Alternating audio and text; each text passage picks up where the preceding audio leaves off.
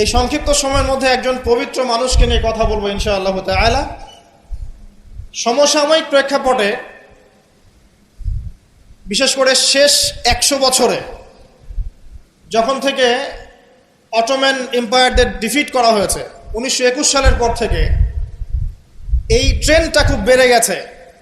নবী করিম সাল্লাল্লাহু আলাইহি ওয়াসাল্লামের পবিত্র চরিত্র নিয়ে এখন যে যার মতো করে ব্যাখ্যা করার প্রয়াস পেয়েছে আর কি। যদিও এটা আবু লাহাবের সুন্নাহ, আবু জাহেলের সুন্নাহ, এটা উতবা বিনতে আমের আরেকজন ছিল, উতবা বিনতে আবু মুঈদ, আরেকজন ছিল সাল্লাম বিন আবু হুকাইক, আরেক ব্যক্তি ছিল আশনাক বিন শারিক, এরকম কিছু একটা তার নাম। তো এই সব মানুষরা ছিল আইয়ামে জাহিলিয়াতের মধ্যে।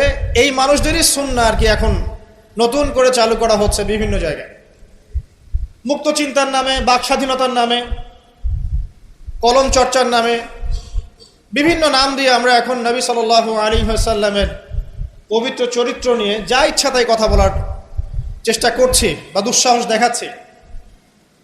তাব্বাত ইয়াদা আবি লাহাবি ওয়া তাব কি জন্য নাজিল হয়েছিল? নবী সাল্লাল্লাহু আলাইহি ওয়াসাল্লাম যখন সবাইকে সমবেত করে বলেছিলেন যে আমি যদি বলি তোমাদেরকে এই পাহাড়ের পিছনে শত্রু দল অপেক্ষা করছে, তোমরা কি আমার কথা বিশ্বাস করবে? সবাই বলেছিল যে আমরা তোমাকে আল আমিন বা সত্যবাদী বলে জানি, অবশ্যই তোমার কথা বিশ্বাস করব।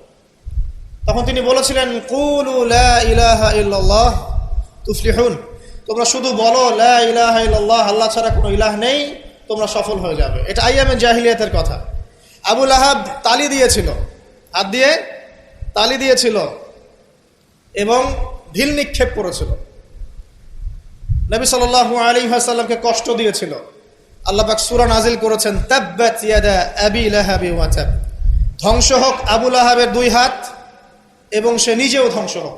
কিয়ামত পর্যন্ত এই পৃথিবীতে যদি একটা মুসলিমও বেঁচে থাকে এবং সে যদি কোরআন পড়তে জানে, সে আবু লাহাবকে এই সূরা পড়ার মধ্য দিয়ে অভিশাপ দিবে ইনশাআল্লাহ তাআলা। এটা নবী সাল্লাল্লাহু আলাইহি ওয়াসাল্লামের শান, তার মর্যাদা। সে শুধু একবার বলেছে হাততালি দিয়ে, এই কথা বলার জন্য আমাদেরকে ডেকেছিলে? এই কথা বলার জন্য আমাদেরকে ডেকেছ? আমরা আমাদের বাপ দাদাদেরকে, তাদের ইলাহকে ত্যাগ করে তোমার এক আল্লাহয় বিশ্বাস করব, এই জন্য ডেকেছ? ঢিল নিক্ষেপ করেছিল, গালি দিয়েছিল। তার আপন চাচা নবী সাল্লাল্লাহু আলাইহি ওয়াসাল্লামের আপন চাচা, আল্লাহ পাক আয়াত নাজিল করলেন আবু লাহাব ধ্বংস হোক এবং সে নিজেও, মা আগনা আনহু মালুহু ওয়া মা কাসাব, তার এই সম্পদ এবং সে যা অর্জন করেছে পৃথিবীতে, এগুলো কোনোই কাজে আসবে না। সায়াসলা নারান যাতা লাহাব, শীঘ্রই অচিরেই, সায়াসলা অচিরেই সে প্রবেশ করবে এমন আগুনে যে আগুন লাল অগ্নিশিখা নির্বাপিত করছে। সাথে ওয়ামরাতুহু, তার স্ত্রীও, হাম্মালাতাল হাতাব, যে কিনা কি করত? হাম্মালাতাল হাতাব, খড়কুটা বহন করত, নবী সাল্লাল্লাহু আলাইহি ওয়াসাল্লামের আঙিনায় ফেলতো। ফি জিদিহা হাবলুম মিন মাসাদ, তার গলায় থাকবে খেজুর পাকানো রশি, এটা দিয়ে আযাব দেওয়া হবে, নাউযুবিল্লাহ। কিয়ামত পর্যন্ত যত মানুষ বেঁচে থাকবে মুসলিম, যারা কোরআন পড়বে, ছোট হোক বড় হোক, ধনী গরিব, সাদা কালো, যে কোনো জায়গার, যে কোনো জাতির, যে কোনো বর্ণের, যে কোনো রঙের, আবু লাহাবকে সে কিয়ামত পর্যন্ত গালি দিতে থাকবে। এটা আল্লাহ পাকের বিচার। আর পরকালে তো তার জন্য যন্ত্রণাদায়ক শাস্তি অপেক্ষা করছে। আরেকজন ব্যক্তি ছিল যার নাম উতাইবা, এ আবু লাহাবেরই ছেলে। একদিন নবী সাল্লাল্লাহু আলাইহি ওয়াসাল্লামকে সে গিয়ে বলছে ওয়ান নাজমি ইযা হাওয়া, এই সূরার এই প্রথম দিকের আয়াতগুলো আমি বিশ্বাস করি না। এক পর্যায়ে নবী সাল্লাল্লাহু আলাইহি ওয়াসাল্লামের সাথে বাকবিতণ্ডা করতে লাগলো। আমাদের নবীজি তো তর্ক করতেন না, স্বল্পভাষী, মিষ্টিভাষী, নরম মানুষ ছিলেন, তর্ক করতেন না, নিজে কাউকে কখনো একটা থাপ্পড়ও দেননি, এমন মানুষ ছিলেন।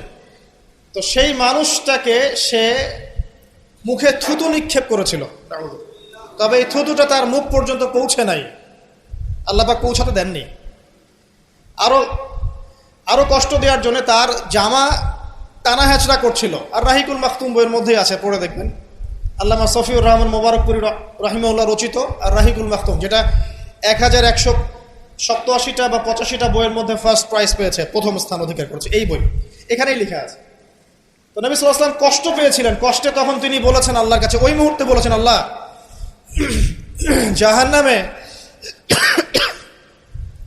জাহান্নামে তোমার যে কুকুরগুলো আছে, জাহান্নামে কুকুর আছে আযাব দেওয়ার জন্য, এগুলোর মধ্যে একটা এর পিছনে আল্লাহ তুমি লেলিয়ে দিও। এটা বদদুয়া করেছেন নবী সাল্লাল্লাহু আলাইহি ওয়াসাল্লাম। আমাদের কিছু সুশীল আছে, তারা বলতে চায় যে নবী সাল্লাল্লাহু আলাইহি ওয়াসাল্লাম কখনো কটু ভাষা ব্যবহার করতেন না, কখনোই না। প্রয়োজন বোধে নবী সাল্লাল্লাহু আলাইহি ওয়াসাল্লাম বদদুয়াও করেছেন। প্রয়োজন বোধে নবী সাল্লাল্লাহু আলাইহি ওয়াসাল্লাম টানা 1.5-2 মাস ধরে বদদুয়া করেছেন। কোথায়? রাজির ঘটনা। রাজি একটা ঝর্ণার নাম বা একটা কূপের নাম, এক একজন এক একভাবে ব্যাখ্যা করে। এখানে 10 জন সাহাবীকে চোরাগুপ্তা হামলা চালিয়ে হত্যা করা হয়। একদল লোক এসে বলেছিল, আপনার সাহাবীদের মধ্যে এমন কিছু সাহাবীকে পাঠান যাদেরকে আমাদের কওমে নিয়ে গেলে ইসলাম শেখা যাবে, মুআল্লিম। নবী সাল্লাল্লাহু আলাইহি ওয়াসাল্লাম 10 জন সাহাবীকে পাঠিয়েছিলেন। এই 10 জনকে ট্র্যাপে ফেলে, এখন যেমন মুসলিমদেরকে ট্র্যাপে ফেলে হত্যা করা হয়, ট্র্যাপে ফেলে 10 জনকে হত্যা করা হয়। 3 জন ভাগ্যবশত বেঁচে যান, পাহাড়ের উপরে আশ্রয় নেন। তাদেরকে বলে, তোমরা নেমে আসো, তোমাদেরকে ছেড়ে দিব। তারা তীরের আঘাতে ক্ষতবিক্ষত ছিলেন, তারা মনে করলেন হয়তোবা তার অঙ্গীকার রক্ষা করবে, নেমে আসলেন। নামার সাথে সাথেই তাদেরকে বেঁধে ফেললো, মক্কায় বিক্রি করে দিল। তাদের মধ্যে একজনের নাম খুবাইব রাদিয়াল্লাহু আনহু। খুবাইব রাদিয়াল্লাহু আনহু, যার নাম আমাদের যুব সমাজ জানে না। আমাদের যুব সমাজ শাহরুখ খানের নাম জানে, খুবাইব রাদিয়াল্লাহু আনহু নাম জানে না। যাকে মক্কার সবার সামনে, একটা গাছের নিচে মক্কার সবার সামনে শুলদণ্ড দিয়ে হত্যা করা হলো। শুলদণ্ড মানে পিছনের রাস্তা দিয়ে কিছু একটা লোহার দণ্ড প্রবেশ করিয়ে মাথা দিয়ে বের করে দেওয়া। এই দণ্ড দিয়ে তাকে হত্যা করা হয়েছে। হত্যা করার আগে তাকে বলা হয়েছে, তুমি কি চাও? সে বলেছে, আমি 2 রাকাত নামাজ পড়তে চাই। এবং নামাজটাকে সংক্ষিপ্ত করেছে। সংক্ষিপ্ত করে সে হাত তুলে আল্লাহর কাছে দোয়া করেছিল, আল্লাহ উপস্থিত যারা আছে এদের একটাকেও তুমি ছেড়ো না। ওয়াকতুলহুম বাতাদা, তাদের সবাইকে তুমি সবগুলাকে এক জায়গায় করে হত্যা করো। দেখা গেছে ওই সবার লাশ বদরের কূপে পড়েছিল। বদরের পরেও যে যুদ্ধগুলো হয়েছে এগুলোতে এরা মারা গেছে। বদরের পরে যে যুদ্ধগুলো হয়েছে এরপরে এগুলো মারা গেছে। আসলে ঘটনাটা বদরের পরেই সম্ভবত। যাই হোক, আমি যেটা বলতে চাচ্ছি, খুবাইব রাদিয়াল্লাহু আনহুকে তখন অপশন দেওয়া হয়েছিল যে তোমার জায়গায় যদি মুহাম্মদ সাল্লাল্লাহু আলাইহি ওয়াসাল্লামকে হত্যা করি, তুমি কি নিষ্কৃতি নিবে? সে তখন বলেছিল রাদিয়াল্লাহু আনহু যে আমার জায়গায় মুহাম্মদ সাল্লাল্লাহু আলাইহি ওয়াসাল্লামের একটা চুলকেও যদি আঘাতপ্রাপ্ত করা হয় আমি সেটাও বরদাস্ত করব না। এবং তিনি তখন একটা কবিতা আবৃত্তি করেছিলেন, বিভিন্ন কিতাবের মধ্যে কবিতাটা আছে, ওয়ালাস্তু বালি হিনা উক্তালু মুসলিমান, আমি কোনো পরোয়াই করি না যখন আমাকে মুসলিম হিসেবে মৃত্যু দেওয়া হচ্ছে।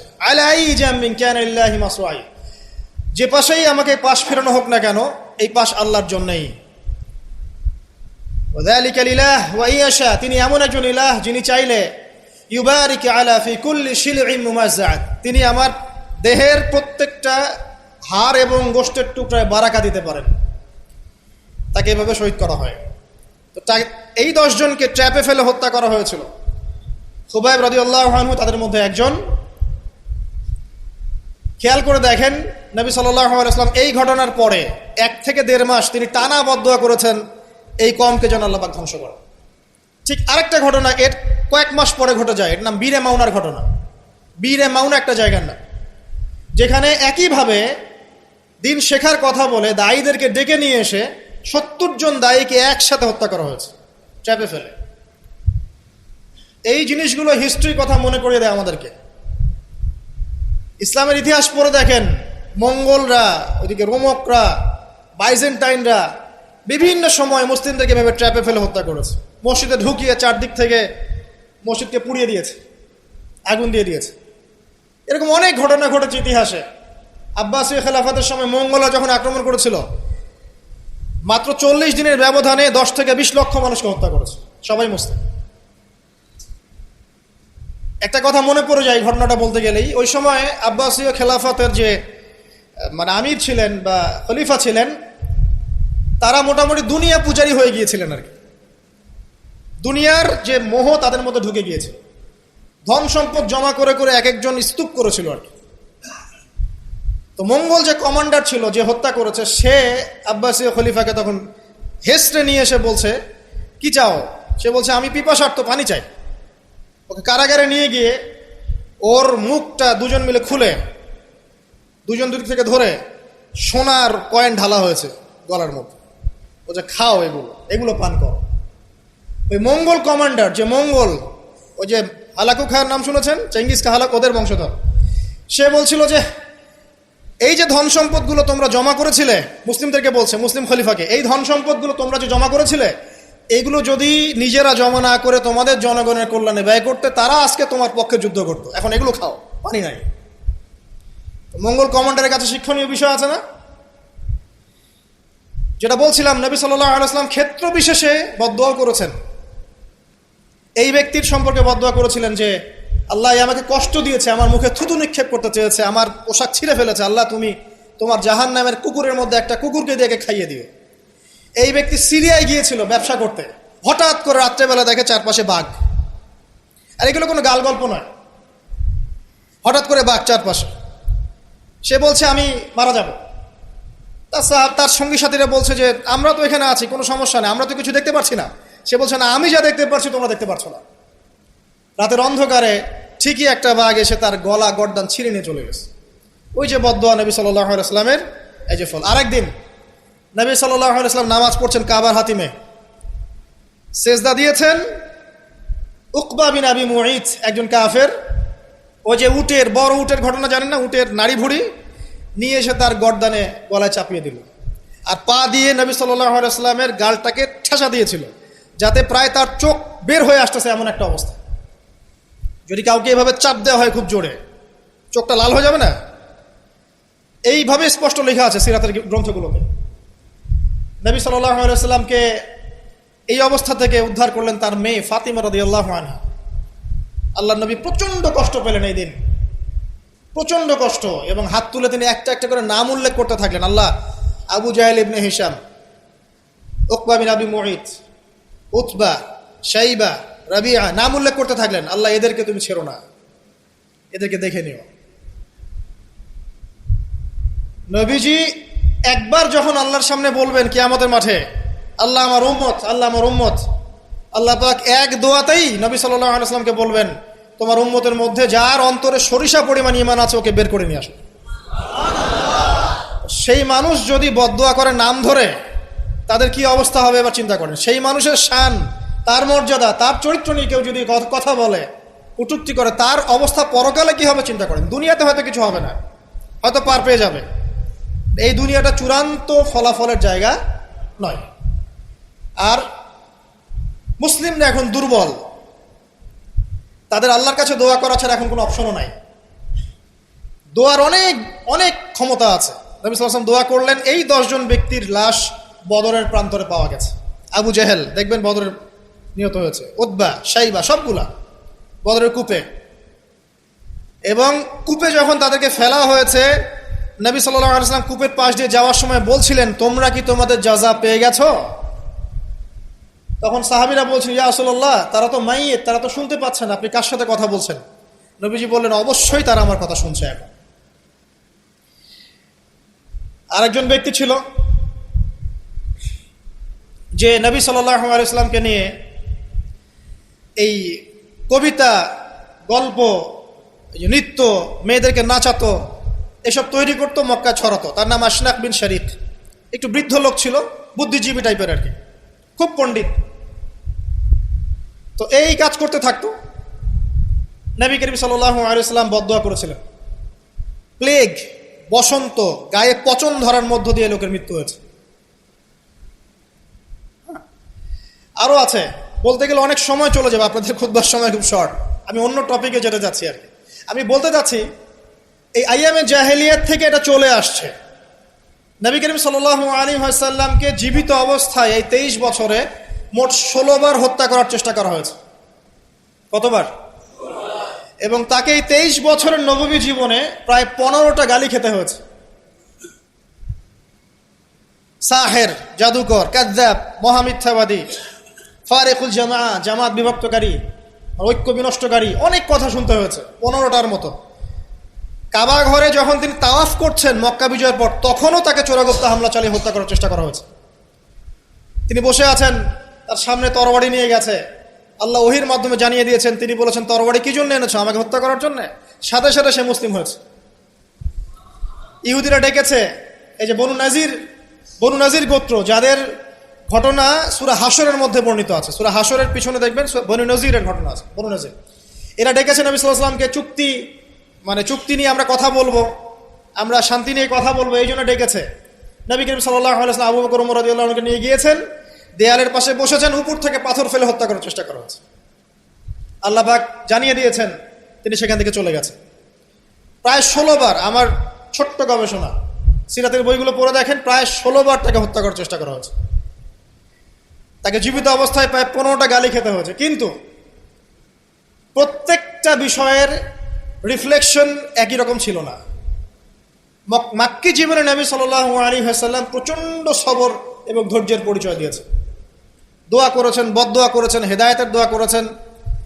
কিন্তু মাদানী জীবনে যখন নবী করিম সাল্লাল্লাহু আলাইহি ওয়াসাল্লাম যখন একটা স্টেটের প্রধান, রাষ্ট্রপ্রধান, তার কাছে ইকোনমিক পাওয়ার, পলিটিক্যাল পাওয়ার, সামরিক পাওয়ার সবকিছু আছে, একটা সুপার পাওয়ারের মতো, ঠিক তখন তিনি এই অপবাদগুলো সহ্য করেন নাই। একজন ব্যক্তির নাম কাব বিন আশরাফ, নবী করিম সাল্লাল্লাহু আলাইহি ওয়াসাল্লাম সাহাবীদেরকে বলেছেন, ওকে মেরে চলে আসো। সাহাবীগণ এই মিশনটা বাস্তবায়ন করেছে। পরে আরেকজন ছিলেন সাল্লাম বিল হুকাইক, আর এক ইহুদি নেতা। নবীজি একদিন বলেন, আমাকে কষ্ট দিয়েছে, কে আছো আমার মনে শান্তি দিতে পারো? 3 জন সাহাবী চলে গেলেন। খায়বারের দুর্গের মধ্যে ঢুকেই তার কেসাস করা হয়েছে। সবসময় রিফ্লেকশন একই রকম ছিল না। মক্কা বিজয়ের পরে, মক্কা বিজয়ের দিন তিনি সবাইকে ক্ষমা করে দিয়েছেন আমভাবে, শুধু কয়েক শ্রেণীর মানুষ বাদ দিয়ে। যার মধ্যে এক শ্রেণী হচ্ছে যারা নবী করিম সাল্লাল্লাহু আলাইহি ওয়াসাল্লামকে সারা জীবন বিভিন্নভাবে কথা, গান, লেখা, নর্তকী বিভিন্নভাবে তাকে কষ্ট দিত। ইবনু খাতাল নামে একজন ব্যক্তি ছিল, সে কাবা ঘরের গেলাফ ধরে ঝুলেছিল। ওই অবস্থায় আলী রাদিয়াল্লাহু আনহু তাকে হত্যা করেছে।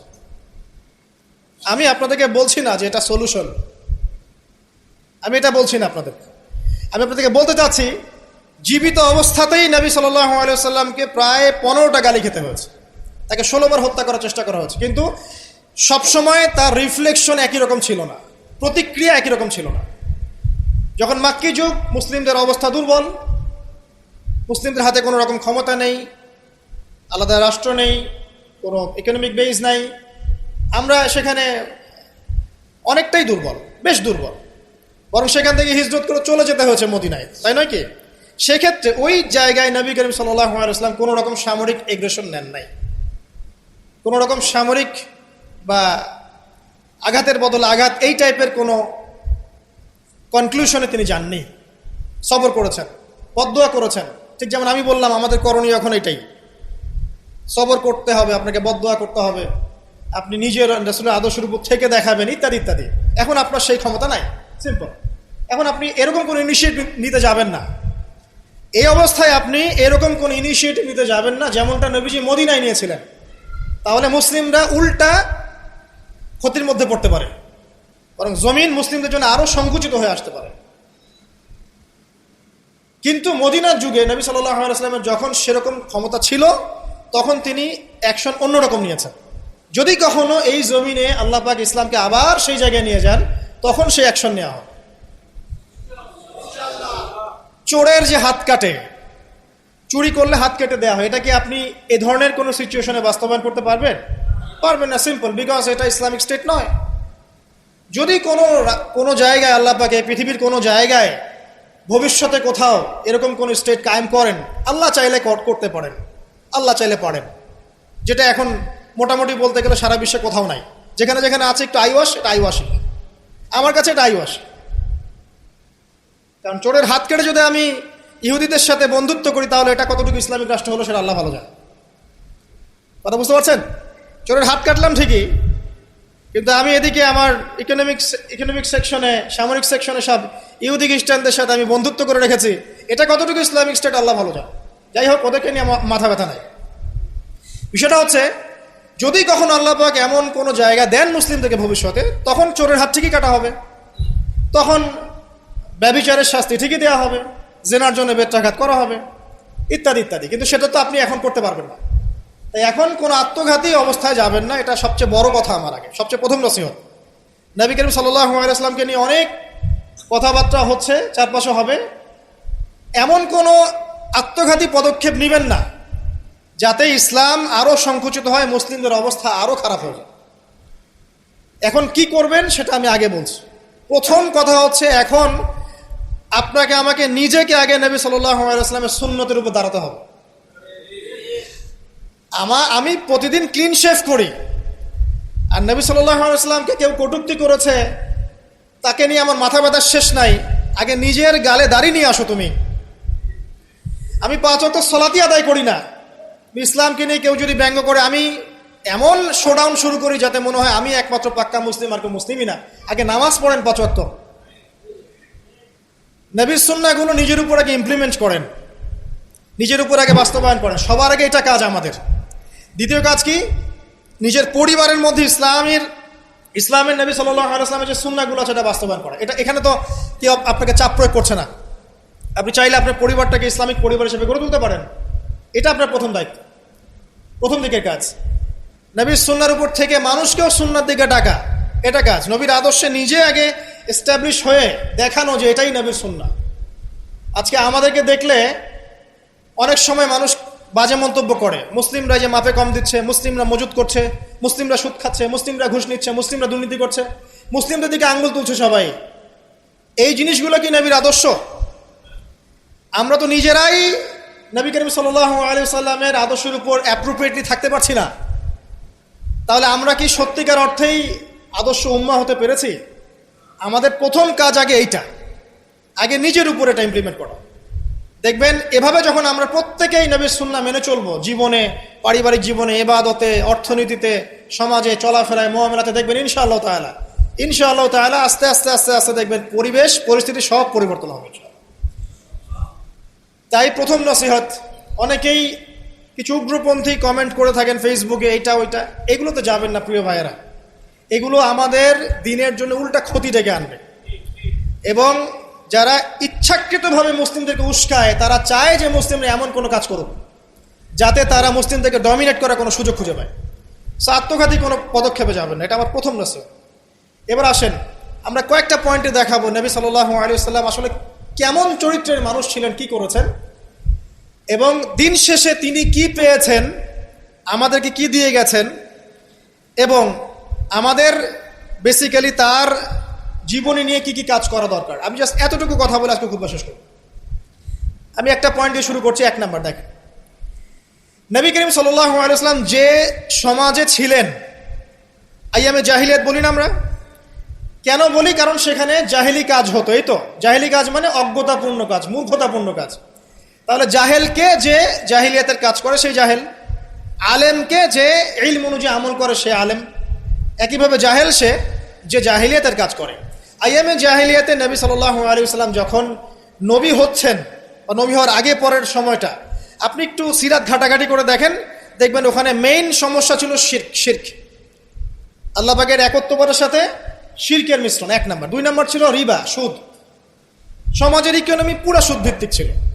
3 নাম্বার দেখবেন মাদক, খামার, খালি মাদকের ছড়াছড়ি। 4 নাম্বার দেখবেন এই যে নারী জাতির ফিতনা, নারীর অবমাননা, নারীকে মোটেই মূল্যায়ন করা হতো না। তবে এতটুকু বলে নেই, ওই যুগেও নারীদের পোশাকটা শালীন ছিল এই যুগের চাইতে। ওই যুগেও নারীদের পোশাকটা শালীন ছিল এই যুগের চাইতে, কিন্তু ওদেরকে অধিকার দেওয়া হতো না, বৈবাহিক অর্থনৈতিক অধিকার দেওয়া হতো না। জেনা ছিল বেশি, ব্যভিচার ছিল বেশি, জুয়া এগুলো বেশি ছিল, এবং গোত্রীয় হানাহানি, দ্বন্দ্ব সংঘাত বেশি ছিল। এখন আপনি একটু ঠান্ডা মাথা চিন্তা করেন যে এই প্রত্যেকটা প্রবলেমস এখনকার বিশ্বে নাই? ওই জাহিলি যুগের চেয়ে বেশি আছে না কম আছে? এখন তাহলে কোন যুগটাকে আমরা আইয়ামে জাহিলিয়াত বলবো? ওই যুগটাই কি শুধু আইয়ামে জাহিলিয়াত, নাকি আবার জাহিলিয়াত ফিরে এসেছে? প্রতিটা জায়গায় আপনি ঘেটে দেখেন শিরকের ছড়াছড়ি আছে, ইভেন মুসলিমদের মধ্যেও আছে, মুসলিমদের ভিতরেও শিরক আছে। প্রতিটা ডিপার্টমেন্ট ঘাটেন রিবা আর রিবা, সুদ ছাড়া আমরা চলতে পারি না। সুদ খাবো আর বলবো যে নবীকে গালি যারা দিয়েছে ওদেরকে হত্যা করো, এই কথা বলছি আমরা, তাই না? নিজে আবার সুদখোর। তুমি নিজেই তো আল্লাহ এবং তার রাসূলের সাথে যুদ্ধ করছো। আল্লাহ পাক কি বলেছেন? যে ব্যক্তি সুদ ছাড়ছে না সে কার সাথে যুদ্ধ করছে? আল্লাহ এবং তার রাসূলের সাথে যুদ্ধ করছে। তাহলে কোন মুখ নিয়ে আমি কথা বলতে পারি যখন আমি নিজেই রিবা খাই? পরিবর্তনটা কোথায় দরকার ভাই? নিজেদের আগে না? আচ্ছা, এখন দেখেন সারা ওয়ার্ল্ড রিবা কেন্দ্র।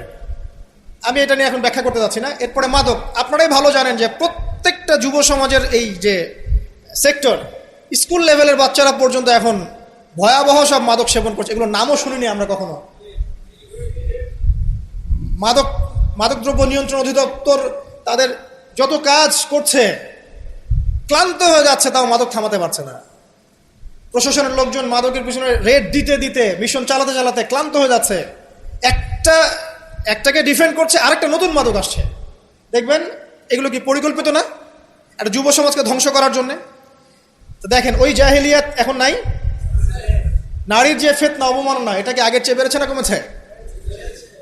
এই সংক্ষিপ্ত সময় আমি ব্যাখ্যা করতে যাচ্ছি না, আপনারা ভালো জানেন বেড়েছে না কমেছে। মেয়েদের পোশাক, এখন মেয়েদের পোশাক আছে না ছেলেদের পোশাক? পোশাক পরেও মেয়েরা নগ্ন থাকছে না? ফ্যামিনিস্ট রেভলিউশনের কারণে মেয়েরা ছেলেদের জায়গা নিয়ে নিয়েছে না? সমাজে জেনা বেড়েছে, পরকীয়া বেড়েছে, ধর্ষণ বেড়েছে। এর বিপক্ষে পশ্চিমারা কোনো সমাধান দিতে পেরেছে? নবী সাল্লাল্লাহু আলাইহি ওয়াসাল্লামের বহু বিবাহ নিয়ে যারা কথা বলে, তাদের দেশে 91% মেয়ে ধর্ষণের, 91% যে রেপ হয়, 100% রেপের মধ্যে 91% মহিলা। এবং যাদের বয়স 20 বছরের কম, 18 বছরের কম, 18 বছরের কম প্রায় 46% সম্ভবত আমি দেখলাম মেয়ে রেপের শিকার হয়েছে। ওই সভ্যতায় যারা আমাদেরকে শিখায় যে ইসলামে বহুবিবাহ কেন কেন নবী সাল্লাল্লাহু আলাইহি ওয়াসাল্লাম এতগুলো বিয়ে করেছেন, তারা শিখায়। বাদ দেন, ওইদিকে আমি যাচ্ছি না। মূল কথা বলছি যে এই জাহেলিয়াতের সমাজটাকে নবী সাল্লাল্লাহু আলাইহি ওয়াসাল্লাম পরিবর্তন করেছিলেন কিনা? কত বছরের মধ্যে? মাত্র 23। আমাকে একটা সমাজবিজ্ঞানী দেখান, একটা রাজনৈতিক নেতা দেখান, একটা অর্থনীতিবিদ দেখান, একটা দার্শনিক দেখান, একজন মহামানব দেখান, একটা লিডার দেখান, যে মাত্র 23 বছরের ব্যবধানে, মাত্র 23 বছরের ব্যবধানে পুরো আইয়ামে জাহিলিয়াতকে এমনভাবে পরিবর্তন করেছেন যে মক্কা বিজয়ের পরে না মক্কায় কোনো শিরক আছে, না কোনো সুদ আছে, না কোনো মাদক আছে, না কোনো নারীর হেনস্থা অবমাননা আছে, না বেপর্দা অশ্লীলতা আছে, না জেনা আছে, না ব্যভিচার আছে, না গোত্রীয় হানাহানি দ্বন্দ্ব আছে। একটা মানুষ দেখান সারা বিশ্বে। চরিত্র কি নিয়ে গঠিত হয়? শুধু কি বিবাহ কেন্দ্রিক বিষয় নিয়েই চরিত্র গঠিত? মানুষের চরিত্র বলতে আমরা কি বুঝি? তার কথা, তার কাজ, তার আকীদা, তার আচরণ, তার ইবাদত, তার মুআমালাত, তার সামাজিক ব্যাপার স্যাপার, তার সিলাতুর রাহিম, তার সমাজ জ্ঞান, তার অর্থনীতির জ্ঞান, তার পলিটিক্যাল জ্ঞান, সবকিছু মিলেই তো একটা মানুষের ক্যারেক্টার। যখনই ক্যারেক্টারের প্রশ্ন আসে নবী সাল্লাল্লাহু আলাইহি ওয়াসাল্লামকে নিয়ে সরাসরি চলে যায় বিবাহ। কারণ আর কোনো সেক্টর নাই ক্যারেক্টার নিয়ে আলোচনা করার। ওগুলো তো ডিফেন্ড করাই যাবে। যাদের সাথে এই পর্যন্ত বাহাসে বসেছেন তারা তো আর ওই বিষয়গুলো বোঝে না, যে কোন কোন জ্ঞান দিয়ে এই ইন্টারনালি ব্লাইন্ড সেকুলার প্রজন্মকে ডিফেট করা যায়। তারা তো ইসলামিক বিষয়গুলো শুধু উপস্থাপন করবে, বাইরের বিষয়গুলো আনতে পারছে না। সো একটা মানুষের চরিত্র কত মহান হলে স্বয়ং আল্লাহ পাক তাকে বলতে পারেন ইন্নাকা লাআলা খুলুকিন আযীম, নিশ্চয় আপনি মহান চরিত্রের অধিকারী। আল্লাহ পাক বলছেন। নবী সাল্লাল্লাহু আলাইহি ওয়াসাল্লামের 23 বছর সময় লেগেছে এগুলো পরিবর্তন করে সম্পূর্ণ আলোকিত একটা ইসলামী সমাজ প্রতিষ্ঠা করতে। একটা পয়েন্ট বললাম, তার চরিত্র আপনি বুঝে নেন, তার ক্যাপাবিলিটি বোঝেন, তার ব্যক্তিত্ব বোঝেন, তার গায়রত বোঝেন, তার শান মর্যাদা বোঝেন। 2 নম্বর দেখেন, 2 নম্বর পয়েন্ট, নবীজি যখন নবী হননি তার আগ থেকেও তিনি চেষ্টা করতেন সমাজ পরিবর্তন করতে, হেল্পফুল ফিউচার তৈরি করেছিলেন ইত্যাদি। 40 বছর বয়সে যখন ওহী আসলো, 40 বছর বয়সে যখন ওহী আসলো, কি আসলো? আল কোরআন এবং তার ব্যাখ্যা সুন্নাহ।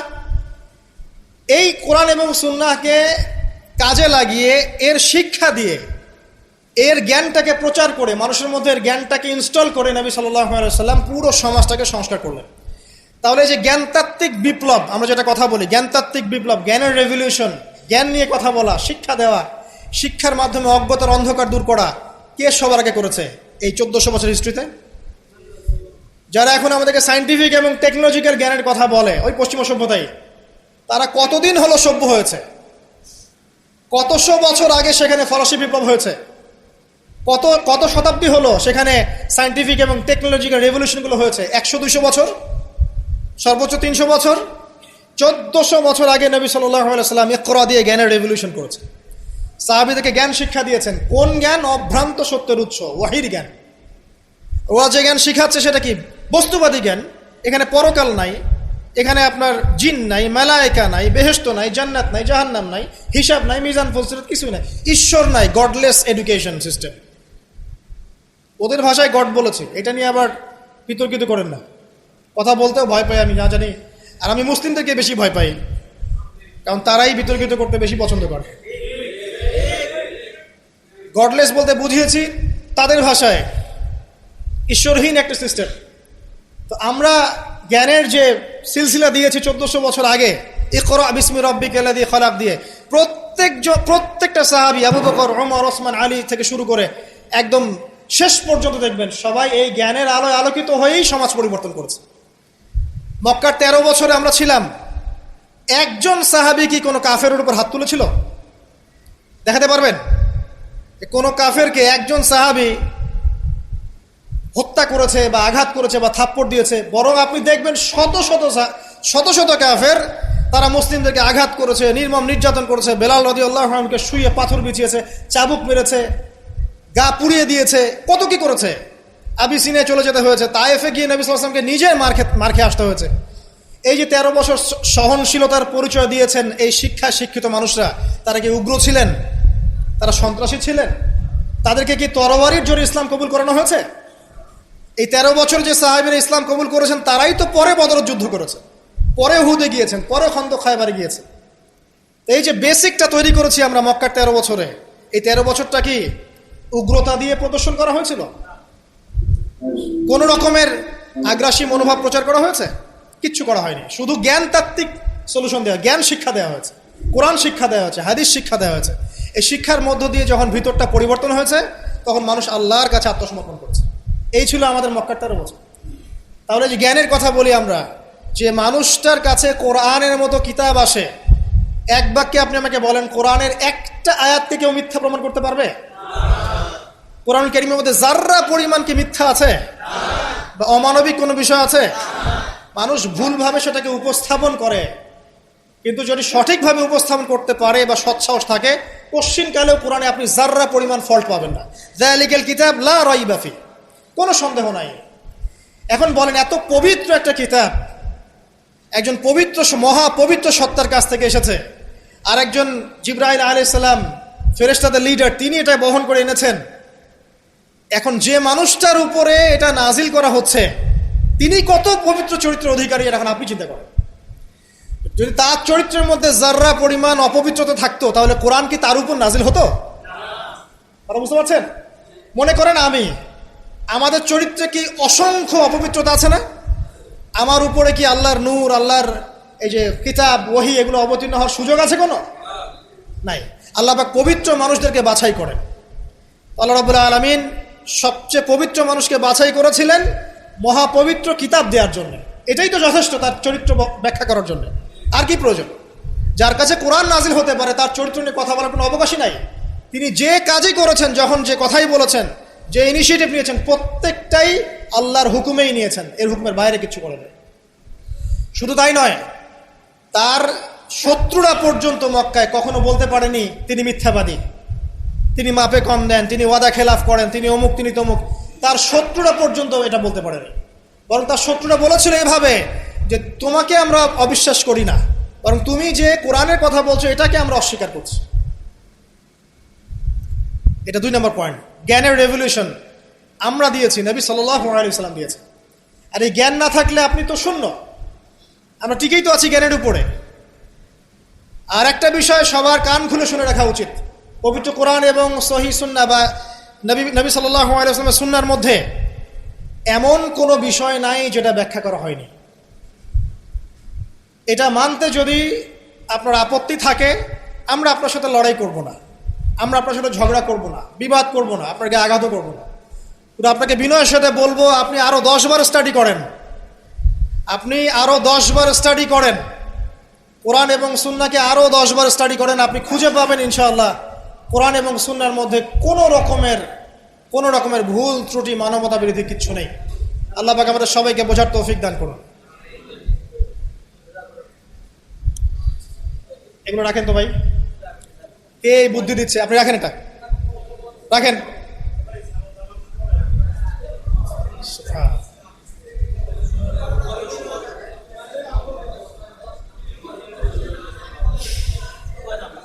কয়টা পয়েন্ট বলেছি ভাই?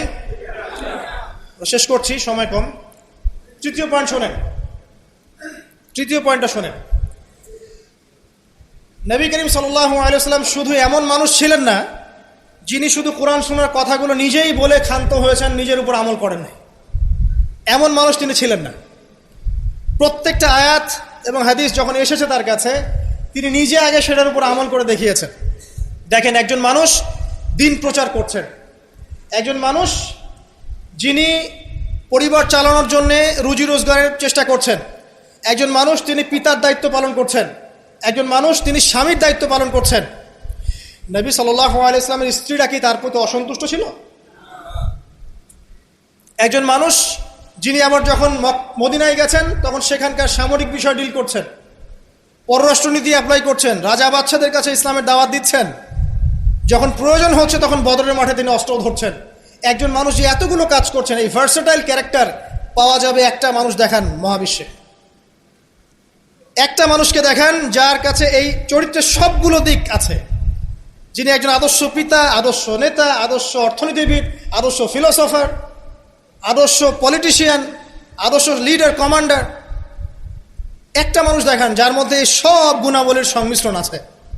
তারপরেও কি ব্যাখ্যা করতে হবে যে এই মানুষের চরিত্র আল্লাহ পাক কর্তৃক সার্টিফাইড, এই মানুষ আল্লাহর কর্তৃক মনোনীত একজন বান্দা?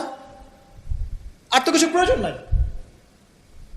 আবার নিজের উপর আমল দেখেন, এত কিছুর পরেও নিজে রাত জেগে তাহাজ্জুদ পড়ছেন, পা ফুলিয়ে ফেলছেন, সবচেয়ে বেশি জিকির করছেন, সবচেয়ে বেশি তেলাওয়াত করছেন, সবচেয়ে বেশি রোজা রাখছেন, সবচেয়ে বেশি নামাজ পড়ছেন। শুধু কথা বলেই ক্ষান্ত থাকছেন না, নিজেও আমল করছেন এবং সবচেয়ে সেরাটা করছেন। এমন একজন মানুষকে খুঁজে দেখান যে শুধু বড় বড় কথা নিজে বলেই না, বরং আমল করেও দেখায়। বহু অর্থনীতিবিদ আছে দেখবেন অনেক বড় বড় কথা বলবে, নিজেই সুদখোর। বহু দেখবেন পলিটিশিয়ান আছে বড় বড় কথা বলবে, নিজেই করাপ্টেড, দুর্নীতিবাজ। বহু দেখবেন সোশ্যাল নেতা আছে অনেক বড় বড় সামাজিক রেভলিউশনের কথা বলে। আপনি দেখবেন এই নবী সাল্লাল্লাহু আলাইহি ওয়াসাল্লামের এই সোনালী সমাজকে সে মূল্যায়ন করছে না।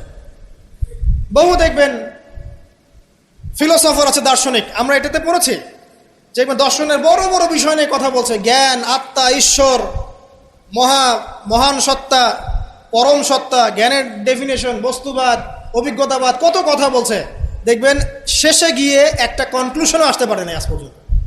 জ্ঞান আসলে কি এটার ব্যাখ্যাতে আসতে পারে নাই, একটা কনক্লুশন আসতে পারে নাই। আমরা যেমন বলছি জ্ঞান মানে ওয়াহি, আল্লাহর ওয়াহি হচ্ছে চূড়ান্ত জ্ঞান, সিম্পল, শেষ, ফুল স্টপ। আল্লাহর ওয়াহি হচ্ছে চূড়ান্ত জ্ঞানের উৎস, আল্লাহর ওয়াহি হচ্ছে চূড়ান্ত জ্ঞানের উৎস, ফুল স্টপ। এটা আমাদের কমপ্লিমেন্ট, আমাদের আকীদা, মানহাজ। আর তাদেরকে দেখবেন জ্ঞান মানে বুদ্ধি, জ্ঞান মানে অভিজ্ঞতা, জ্ঞান মানে সমন্বয় ইত্যাদি বলতে বলতে মুখের ফেনা উঠে যাচ্ছে, কোনো কনক্লুশন আসতে পারছে না কেউ। নবী সাল্লাল্লাহু আলাইহি ওয়াসাল্লাম এমন একজন মানুষ ছিলেন যিনি সবকিছু শুধু আলোচনা করেই, ব্যাখ্যা করেই আর মানুষকে দাওয়াত দিয়ে ক্ষান্ত ছিলেন না, বরং তিনি কাজ করে দেখিয়েছেন। অ্যাজ এ ফিলোসফার তিনি সফল, অ্যাজ এ পলিটিশিয়ান সফল, অ্যাজ এ সামরিক লিডার তিনি সফল, একজন কূটনীতিবিদ তিনি সফল, সমাজবিজ্ঞানী তিনি সফল, অ্যাজ এ ফাদার তিনি সফল, অ্যাজ এ হাজব্যান্ড তিনি সফল। কি চাচ্ছেন?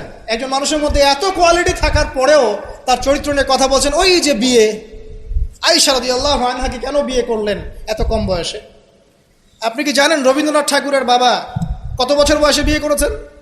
আপনি কি জানেন রবীন্দ্রনাথ ঠাকুর নিজে কত বছর বয়সে বিয়ে করেছেন? এবং যাকে বিয়ে করেছেন তার বয়স কত ছিল? সে তো আপনাদের ট্যাগর। তিনি বিয়ে করেছেন 17 বছর বয়সে বা 18 বছর বয়সে, এবং তার স্ত্রীর বয়স ছিল 11 বছর। কই, এটা নিয়ে তো কোনো কথা বলেন না কখনো। সুবহানাল্লাহ, এটা বলতে গেলেও সময় চলে যাবে। তাওরাত, ইহুদিরা কথা বলে এখন এগুলো নিয়ে। তালমুদ, ওদের একটা কিতাব আছে তালমুদ, ওখানে এমনও লেখা আছে যে 9 বছরের নিচে মেয়েকে বিয়ে করাটা পুণ্যের কাজ। নেন, ইহুদি ওল্ড টেস্টামেন্টেও আছে এটা। মনুসংহতি একটা কিতাব আছে, বই, কিতাব বলা ঠিক হবে না, সেখানেও এসেছে মেয়ের যখন বয়স মানে বয়সন্ধিকালে আসবে, স্রাব ঋতুস্রাব হচ্ছে, তাকে বিয়ে দিতে হবে। আমরা রামায়ণ পড়েছি, একটু জিজ্ঞাসা করবেন ওদেরকে বিনয়ের সাথে, আচ্ছা আমাকে কাইন্ডলি বলেন, রাম আর সীতার যখন বিয়ে হয়েছে সীতার বয়স কত ছিল? যদি সে অনেস্ট হয়ে থাকে তাকে অ্যান্সার করতে বলে। কত বছর বলেন? কত বছর? 7 বছর। নেন এবার বহু বিবাহ নিয়ে কথা বলছেন, আপনাদের অবতারদের হিস্ট্রি ঘেটে দেখেন কতটা করে বিয়ে করেছে। কি বুঝাতে যাচ্ছেন? মানে একটা মানুষের চরিত্র ব্যাখ্যা করার জন্য একটা অপশন, সেটা হলো মেয়ে, নারী, ওইটা দিয়ে টান দিলেই মানে চরিত্র কালার করা যায়। সবচেয়ে বড় কথা শোনেন, হাদিসটা সহিহ বুখারীতে এসেছে, কিন্তু সবচেয়ে বড় কথা হচ্ছে অনেক স্কলার মুসলিম বিশ্বের, তারা কিন্তু এর সাথে অনেক সময় দ্বিমত পোষণ করেছেন যে সত্যিকার অর্থে আয়েশা রাদিয়াল্লাহু আনহার বয়স তখন 9 ছিল কি না, এটা নিয়ে অনেক কথা আছে। আমি শুধু না, অনেকেই কথা বলেছে। হিস্ট্রি ঘেটে দেখেন, অনেক আলেম কথা বলেছেন। কেউ বলেছেন তখন বয়স ছিল 15, কেউ বলেছেন 17, কেউ বলেছেন 18। একজন তো গাণিতে হিসাব মিলিয়ে দেখিয়েছেন যে বয়স ছিল তখন 18। আর একটা কথা আসলেই চোখ বন্ধ করে এটাকে হজম করে নিয়ে আমরা এটাকে ডিফেন্ড করার চেষ্টা করি। সুবহানাল্লাহ। বাদ দেন, ওইদিকে যাচ্ছি না। আমরা এই বিষয়গুলোকে নিয়ে তর্ক করার জন্য খুতবার আয়োজন করছি। তার চরিত্রের যে মৌলিক বিষয়গুলো, এগুলো সমাজের সামনে উপস্থাপন করাটা মূল উদ্দেশ্য। আমি 3টা পয়েন্ট বলেছি, আরেকটা পয়েন্ট বলছি শোনেন। নবী করিম সাল্লাল্লাহু আলাইহি ওয়াসাল্লাম এই যে 23 বছরের জীবনীটা কথা বলেছি, প্রথম 3 বছর গোপনে দাওয়াত দিয়েছেন, এরপর প্রকাশ্যে দাওয়াত দিয়েছেন, ধৈর্যশীল ছিলেন, সবর করেছেন, মার খেয়েছেন, নিজের মাতৃভূমি ছেড়ে চলে গেছেন, সেখানে তাকে আল্লাহ পাক ক্ষমতা দিয়েছেন। আমি আপনাকে তার স্যাক্রিফাইসগুলো দেখাচ্ছি, একটু স্যাক্রিফাইসগুলো দেখেন। তিনি কি ভালো ঘরের সন্তান ছিলেন না?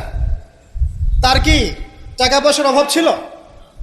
তার স্ত্রী খাদিজা রাদিয়াল্লাহু আনহা, যাকে তিনি 40 বছরের একজন নারীকে তিনি বিয়ে করেছেন, এই জায়গায় কিন্তু তাদের কোনো কথা নাই, আছে?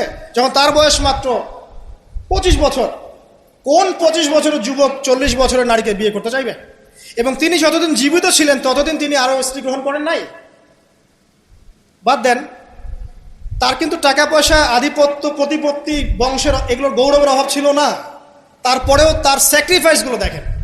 তিনি মার খাচ্ছেন, তার দাঁত শহীদ হচ্ছে, তার রক্ত ঝরছে, তায়েফে তার রক্ত দিয়ে জুতা আটকে গেছে, তাকে গালি খেতে হচ্ছে, তাকে হত্যা চেষ্টা সহ্য করতে হচ্ছে, আত্মীয় স্বজন তাকে ছেড়ে চলে যাচ্ছে, তাকে অর্থনৈতিক বয়কট করা হচ্ছে, গাছের ছাল পাতাকে শিয়ারে আবু তালেবে 3 বছর তিনি সময় কাটাচ্ছেন, নিজের মাতৃভূমি ছেড়ে চলে যেতে হচ্ছে, কষ্ট, যুদ্ধ করতে হচ্ছে, না খেয়ে থাকতে হচ্ছে, খন্দকের যুদ্ধে নিজের এই পেটের মধ্যে পাথর বেঁধে থাকতে হচ্ছে, পরপর 3 দিন তার ঘরে চুলা জ্বলছে না, তার ঘরে খাবার নাই, এই খেজুরের রস খেয়ে তিনি জীবনযাপন করছেন, তার স্ত্রীদের ঘরেও খাবার নাই। একজন মুসাফির এসেছে, খাবার চাচ্ছে, তিনি বলছেন দেখো আমার স্ত্রীদের ঘরে খাবার আছে কিনা। প্রত্যেকটা স্ত্রীর ঘর সার্চ করে একটা খাবার পাওয়া গেল। স্যাক্রিফাইস করছেন, ঘুম নাই, বিনিদ্র রজনী যাপন করছেন। এই যে শারীরিক কষ্ট, মানসিক কষ্ট, অর্থনৈতিক কষ্ট, দেশ ত্যাগ করা, এই যে কঠিন সবর, সংগ্রাম, মুজাহাদা, তার স্বার্থটা কি আমাকে বল? তার কি স্বার্থ? এখানে নবী সাল্লাল্লাহু আলাইহি ওয়াসাল্লামের ব্যক্তি স্বার্থটা কোথায়? তাকে তো আল্লাহ পাক মাকামে মাহমুদ দিয়েছেন, জান্নাতের সর্বোচ্চ মাকাম আল্লাহ পাক তাকে দিয়েছেন। ইন্না আতাইনাকাল কাউসার, তোমাকে আমি কাউসার দিয়েছি, সম্মান দিয়েছে, মর্যাদা দিয়েছে। আলাম ইয়াজিদকা ইয়াতীমান ফাআওয়া ওয়া ওয়াজাদাকা দাল্লান ফাহাদা ওয়া ওয়াজাদাকা আইলান ফাগনা। আছে না সূরা? আলাম নাশরাহ লাকা সাদরাক ওয়া ওয়াদা'না আনকা ওয়িজরাক আল্লাযী আনকাযা যাহরাক ওয়া রাফা'না লাকা যিকরাক। তার জিকির, তার স্মরণকে সম্মানিত করা হয়েছে। সারা দুনিয়ার মানুষ তার নাম শুনলে সাল্লাল্লাহু আলাইহি ওয়াসাল্লাম পড়ে। প্রত্যেকটা মুসলিম এই উম্মতে মুহাম্মাদের মধ্যে, মুসলিম বা নন মুসলিম, হুয়েভার হি ইজ, তার মৃত্যুর পরে তার চেহারা তাকে দেখানো হবে, বলা হবে এই ব্যক্তিকে যাকে তোমাদের কাছে পাঠানো হয়েছে। তিনি আমাদেরকে ভাই বলে সম্বোধন করছেন। তিনি বলছেন, কাশ আমি আমার ভাইদেরকে দেখতে পেতাম। সাহাবীরা বলছেন, আমরা কি আপনার ভাই নই? তিনি বলছেন, না, তোমাদের পরে যারা আসবে আমাকে না দেখেই বিশ্বাস করবে এরা আমার ভাই। সব নবীকে দোয়া কবুলের এখতিয়ার দিয়ে দেওয়া হয়েছে। সব নবী দোয়া দুনিয়ায় করে ফেলেছেন। আমাদের নবীজি এত কষ্ট করার পরেও দুনিয়াতে দোয়া করেন নাই। তিনি পরকালে দোয়াটা জমা রেখেছেন, সেটা শাফাআত, আমাদের সবার জন্য শাফাআত করবেন তিনি ইনশাআল্লাহ। এই শাফাআতে সমস্ত কবিরা গুনাহগার ব্যক্তি জান্নাতে যাবে। আমাকে বলেন, সব নবী যখন ইয়া নাফসি করবে, স্বয়ং নবীরা পর্যন্ত, এই নবীর মধ্যে আদম আছেন, নূহ আছেন, মুসা ঈসার মতো নবী আছেন আলাইহিস সালাম, ইব্রাহিম আলাইহিস সালামও আছেন, আবুল আম্বিয়া ওয়াল মুরসালিন, তখন তিনি বলবেন ইয়া উম্মতি ইয়া উম্মতি। এখন আমাকে বলেন তার স্বার্থ কোথায়? তিনি যে এত হিউজ একটা স্ট্রাগল করলেন সারাটা জীবন ধরে। আমি আপনাকে তার স্ট্রাগলের সর্বশেষ নমুনাটা বলছি।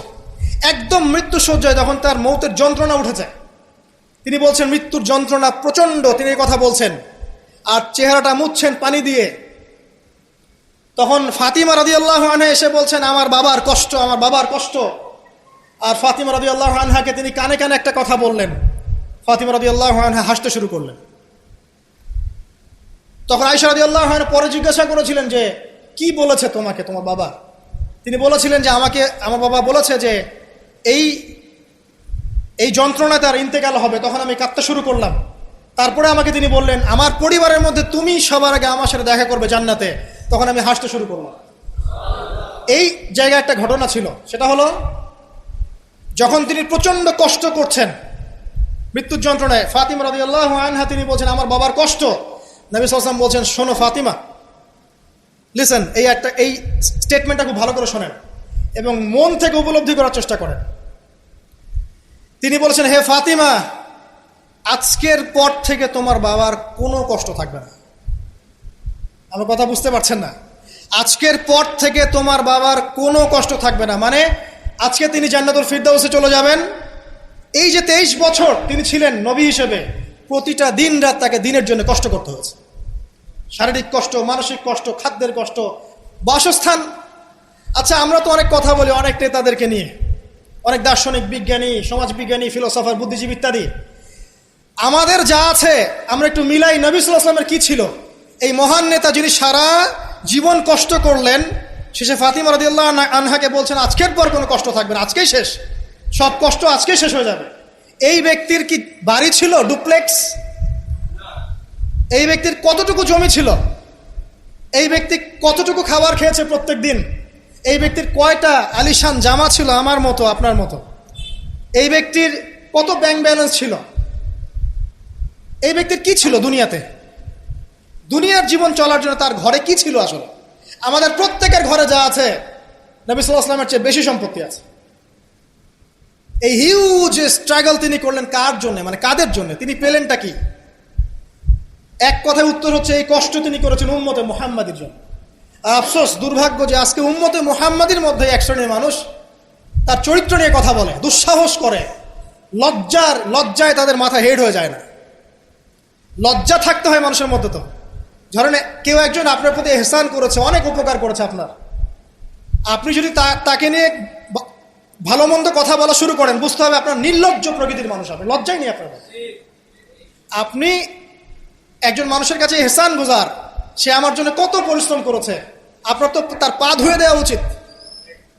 সাহাবা একরাম রাদিয়াল্লাহু আনহুম এই কাজটাই করতেন এবং তারা আল্লাহ এবং তার রাসূলকে আপন মনে করতেন। কোনোদিন তার কাছে গিয়ে কোনো হাত যে পেতেছে কখনো ফিরে আসে নাই খালি হাতে। কোনোদিন কেউ দান চেয়েছে তিনি ফিরিয়ে দেননি। একদিন নামাজে দাঁড়িয়েছেন, ইকামত হওয়ার পরে আবার বাসা চলে গিয়েছে। সাহাবীরা অবাক, কি ব্যাপার? একটু পর ফিরে আসলেন, বললেন আমার কাছে কিছু দিনার ছিল, এগুলো সাদাকা করে দিয়ে তারপরে নামাজে দাঁড়ালো। সবসময় সত্য বলেছেন, সত্যের উপর থেকেছেন, এতিমদের খোঁজ নিয়েছেন, বিধবাদের পাশে ছিলেন, উম্মাকে ঐক্যবদ্ধ করেছেন, মানুষের মাঝে ভেদাভেদ দূর করেছেন, এক ওয়ান উম্মাহ ন্যাশন গঠন করেছেন, সুদ দূর করেছেন, মাদক দূর করেছেন, শিরক দূর করেছেন, আল্লাহ ভোলা মানুষকে আল্লাহকে চিনিয়েছেন, পরকালকে চিনিয়েছেন, মানুষকে জান্নাতের পথ দেখিয়েছেন। কি করেন নাই? আপনি আমাকে একটা সেক্টর দেখান যেটা মানুষ করার বাকি থাকে, যেটা তিনি করেন নাই, একটা সেক্টর দেখান। তারপরে মহান মানুষের সম্পর্কে আমরা বাজে ধারণা লালন করছি, আজে বাজে কথা বলছি। দেখুন, এখন মুসলিমদের হয়তো কিছু করার নাই, বদদোয়া তারা করবে, এবং এই বদদোয়ায় নিঃসন্দেহে ইফেক্টেড হবে তারা যারা নবী সাল্লাল্লাহু আলাইহি ওয়াসাল্লামের সাথে শত্রুতা করছে, কোনো সন্দেহ নাই। কিন্তু এমন একটা সময় আসবে, দেখবেন আজকে থেকে 100, 200, 500 বছর, কত বছর আমরা জানি না, যে এই পৃথিবীর বুকে নবী সাল্লাল্লাহু আলাইহি ওয়াসাল্লামকে নিয়ে একটা বাজে মন্তব্য করার মানুষ অবশিষ্ট থাকবে না ইনশাআল্লাহ। এটা আসবেই। কবে? ননসেন্স প্রশ্ন, আমি জানি না, কিন্তু আল্লাহ এবং তার রাসূল কোরআন হাদিসে বলেছেন আসবেই। ওটা না আসা পর্যন্ত কিয়ামত হবে না ইনশাআল্লাহ। আমি আর খুতবা লম্বা করছি না, আর অনেক কথা হয়তো বলতে পারতাম, আমাদের হাতে টাইম কম, শুধু এখানে একটা পয়েন্ট বলে শেষ করে দিব। প্রিয় ভাইয়েরা এবং বোনেরা যারা খুতবা শুনবেন, আমাদের নিজেদের কিছু কাজ আছে। আমি আমভাবে সমস্ত মুসলিমদেরকে অনুরোধ করব, ইনক্লুডিং মি, আমাকে অলসো। সর্বপ্রথম আমাদের কাজ হচ্ছে নবী সাল্লাল্লাহু আলাইহি ওয়াসাল্লামের সুন্নাহগুলোর উপর আমল করা। সবার আগে আমাদের কাজ হচ্ছে নবী সাল্লাল্লাহু আলাইহি ওয়াসাল্লামের পবিত্র জীবনী মুখস্থ করে ফেলা। এখন ওয়াদা করেন আল্লাহর কাছে যে আগামী 1 থেকে 2 মাসের মধ্যে আপনি যে যেখানে পড়াশোনা করছেন করেন, আমার কোনো আপত্তি নাই। নবী সাল্লাল্লাহু আলাইহি ওয়াসাল্লামের পবিত্র জীবনী অন্তত আর রাহিকুল মাখতুম বইটা মুখস্থ করে ফেলবেন। আপনি নিজে কতটুকু জানেন নবী সম্পর্কে, এটা বড় টেস্ট। আমাদের নিজেদেরকে আগে জানতে হবে নবী সম্পর্কে, আমরা জানি কতটুকু। আমি হয়তো অনেক একটু এগ্রেসিভলি কথাগুলো বললাম, কিন্তু এটা দুঃখের সাথে বলছি যে আমাদের যুব সমাজ নবী সাল্লাল্লাহু আলাইহি ওয়াসাল্লামকে চিনে না।